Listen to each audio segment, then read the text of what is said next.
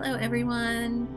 This is Lakshmi from the Flourish Center for Somatic Healing, here to talk to you today about the foundations of embodiment and specifically orienting to space and safety.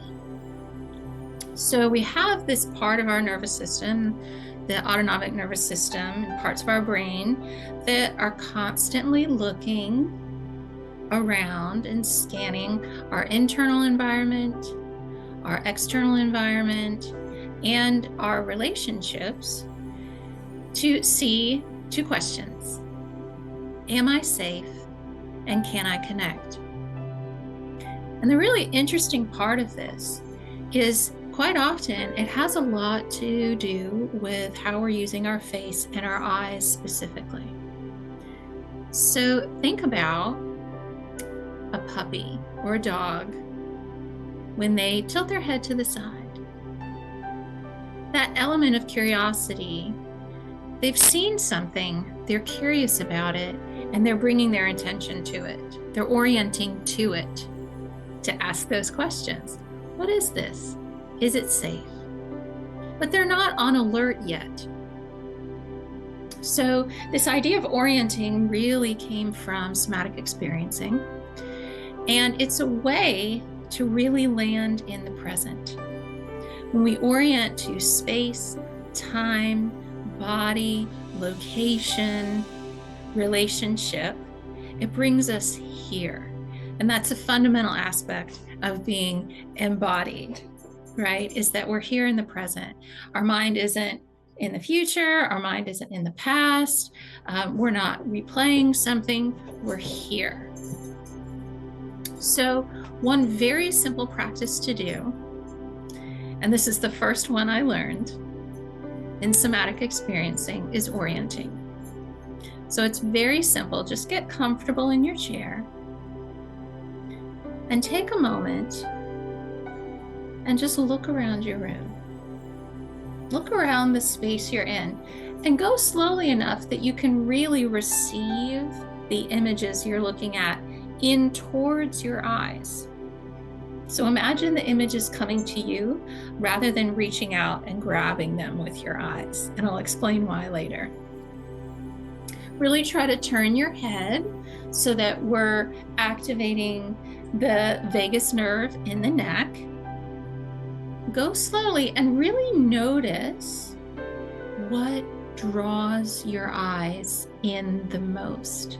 It could be a particular color, an object that you really would just enjoy looking at.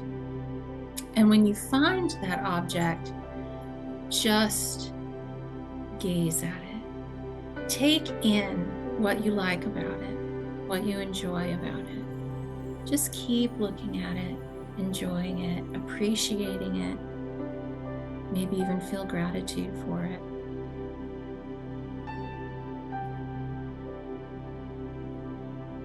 And then notice when your eyes feel ready to move again. And when that time comes, look around the room. Again, you could even look out a window if you've got one in your room, and if that feels okay to you. And notice the difference between looking close and looking a little further away.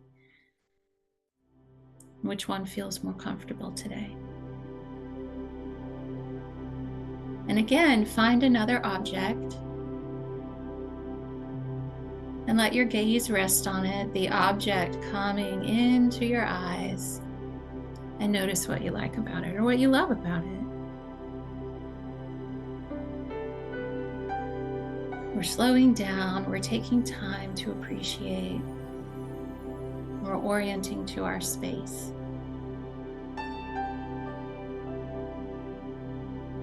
And again, when your eyes seem ready to move, let's repeat the whole thing one more time. Looking around your room, look up high, look down low, just listening for that thing that, oh, I just want to look at this. Leaving your eyes on it, take it in. Take it in as much as you can. We always work with percentages, 5%, 10%, 20%. never forced, just letting it come to you and enjoying it. Again, 5%, 10%, 20%.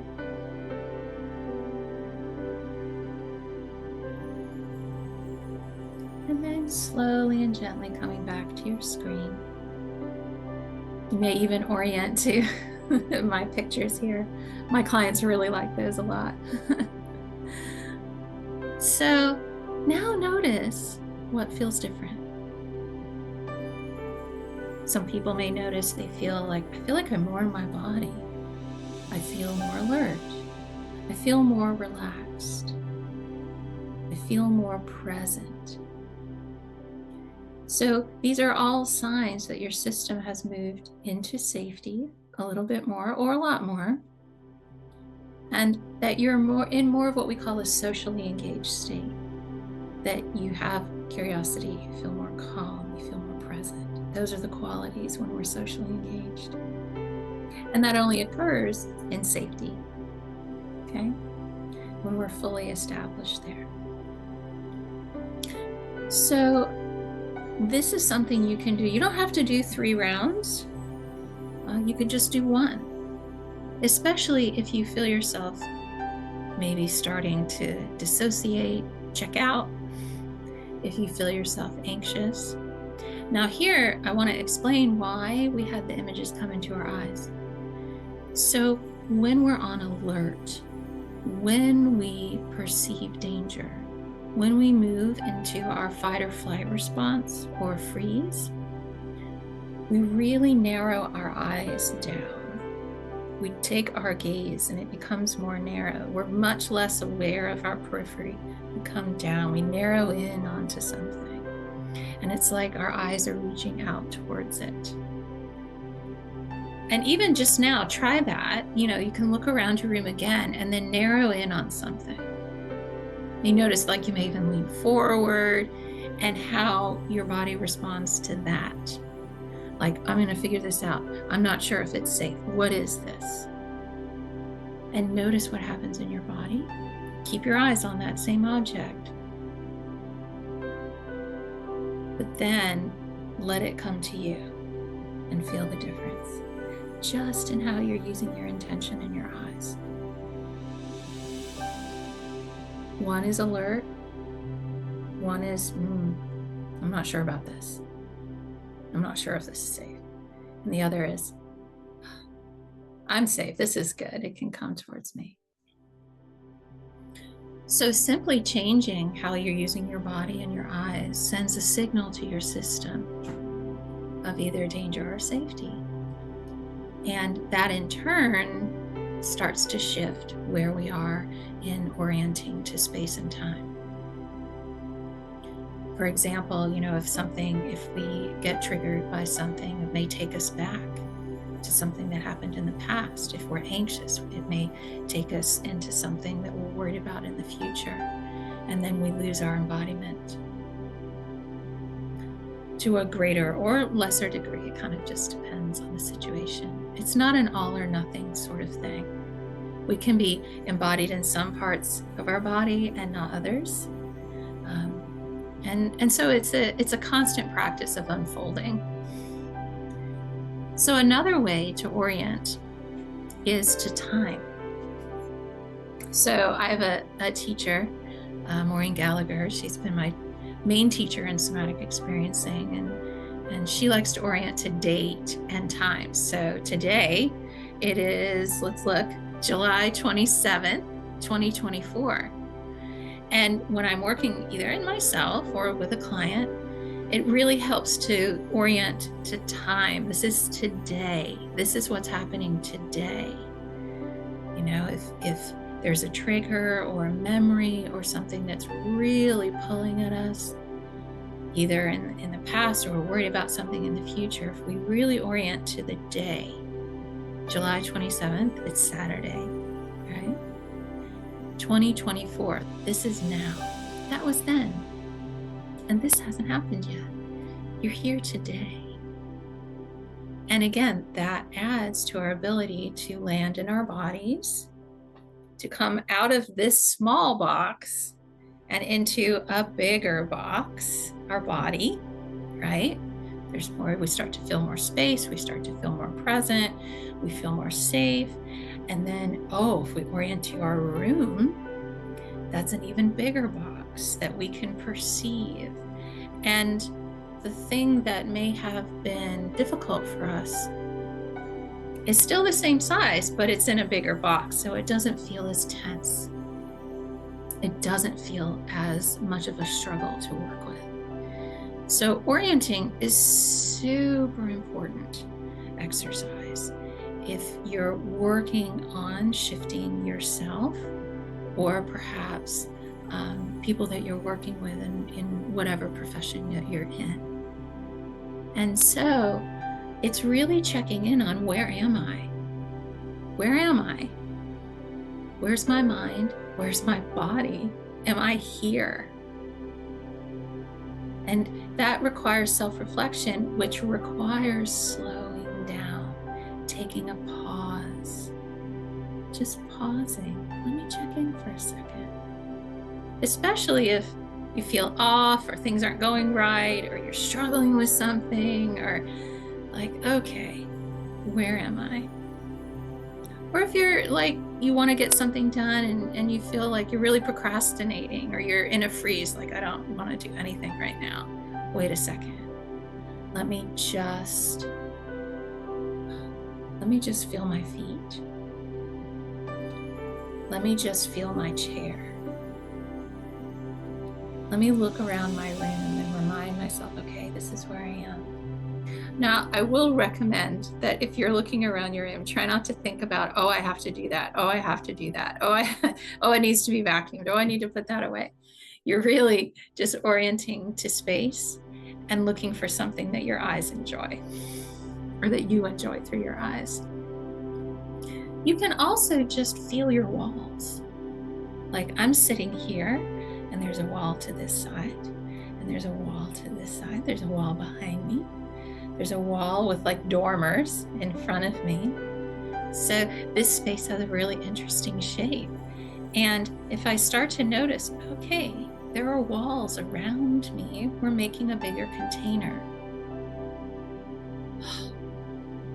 Right? Orienting us to the safety in the space. You can also practice this with another person, of moving. Some of us, depending on our attachment style, can feel more safe just in ourselves. And some of us have a lot of focus outward. And what we really want to be able to do is have both. So we orient to ourselves and another at the same time, to a greater or lesser degree. We all have different skills with that. So anytime you're working with any of these exercises, but especially that one, take time to land in your own body, orient, feel yourself, and feel your breath. It's another way of orienting into your body. And then take a small percentage of your awareness and just notice there's another person with you, and see if you can hold self and other at the same time. So that's orienting in a relationship. And orienting in a relationship is a whole other conversation. But that's the first step, is to be able to hold self and other at the same time.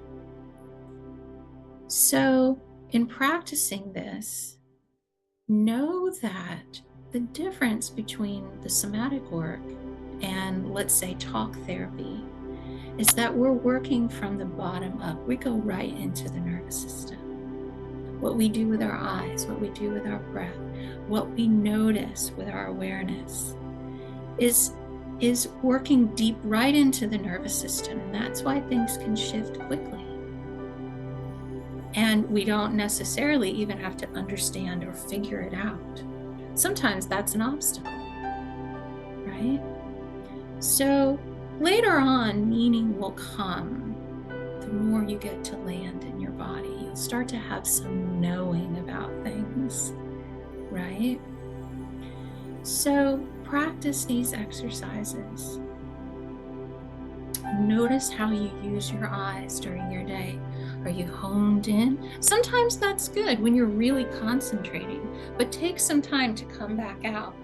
If you work on a computer screen, look up, feel your space, and you'll notice your system relax a little bit. Okay? If you feel anxious, if you feel a panic attack coming, orient to your space. And you can even repeat, I'm safe. I'm safe. Because sometimes that system, that scanning system, from the polyvagal theory, it's called neuroception by Dr. Stephen Porges. Can I connect? Am I safe? When we have a trauma history, sometimes we misperceive. We can think we're not safe when we are, or we can think we're safe when we're not. But if you slow down and you really start to listen and investigate, you can fix those misperceptions in your neuroception and really start to feel into what safety is for you, and feel it as an experience in your body and in your mind, in your breath. And for those of you that have a spiritual practice, even deep in that spiritual home of feeling like, yeah, it's all good, it's good, I'm safe, it's gonna be all right. So, as always, I encourage you to just journal your thoughts about this. About, how much am I even aware of what's going on around me? When am I aware? When am I not? Practice it and write about your experience. Some people, let's say, there's been an accident or a head injury, looking over to this side of their space doesn't feel safe because maybe they hit their head this way, but feeling over here does. So notice. And then if you ever encounter anything in any of these exercises or information that I share that you want support with, that you want to move through or shift or understand, just reach out. You can make an appointment. You can email through my website, the Flourish Center Somatic.com, and I'll be more than happy to help you and offer you support that way. So thanks for listening. Try to play around. Bring in a little element of play. There's no right or wrong. Just listen. Thank you so much. Take care.